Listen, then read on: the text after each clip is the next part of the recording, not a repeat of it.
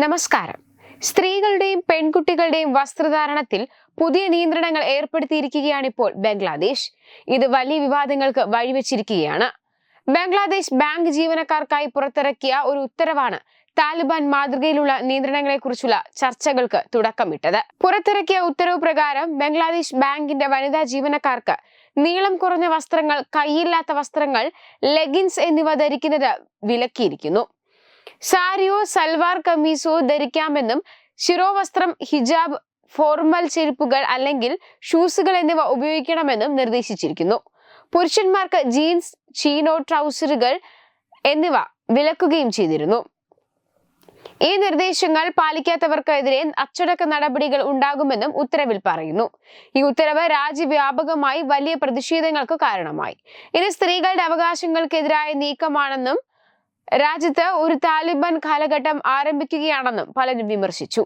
സാമൂഹിക മാധ്യമങ്ങളിൽ ഈ വിഷയത്തിൽ രൂക്ഷമായ പ്രതികരണങ്ങൾ ഉണ്ടായി.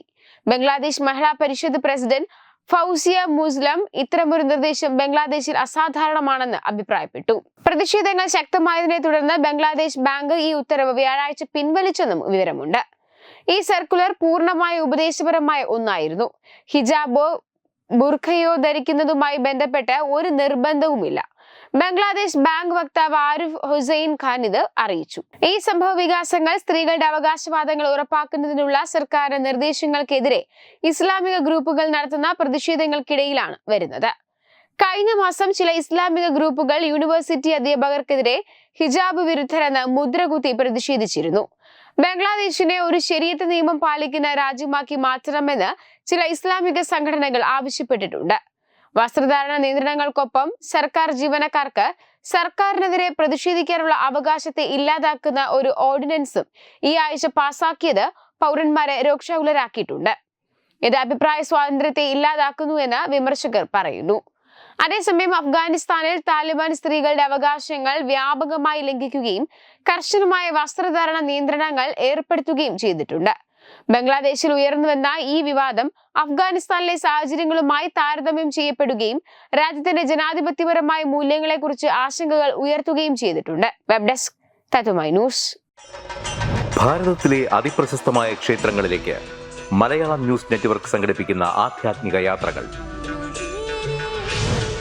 പ്രമുഖ ട്രാവൽ ഏജൻസിയായ യാത്രാനന്ദയുമായി ചേർന്ന് മലയാളം ന്യൂസ് നെറ്റ്വർക്ക് ഒരുക്കുന്ന യാത്രയിൽ ചുരുങ്ങിയ നിരക്കിൽ നിങ്ങൾക്കും പങ്കാളികളാകാം.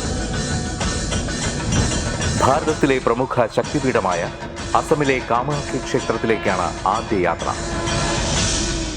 കാമരൂപമെന്ന് കാളിദാസനും പ്രാഗ്ജ്യോതിഷപുരമെന്ന വ്യാസനും വിളിച്ച അതിമനോഹരമായ സംസ്ഥാനമാണ് അസം.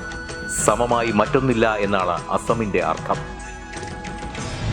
ബ്രഹ്മപുത്ര നദിയും ഹിമാലയവും ദൃശ്യചാരുത കൊണ്ട് അനുഗ്രഹിച്ച അസമിലെ കാമാഖ്യ ഇന്ത്യയിലെ തന്നെ ഏറ്റവും പ്രധാനപ്പെട്ട കാളി ക്ഷേത്രങ്ങളിലൊന്നാണ്.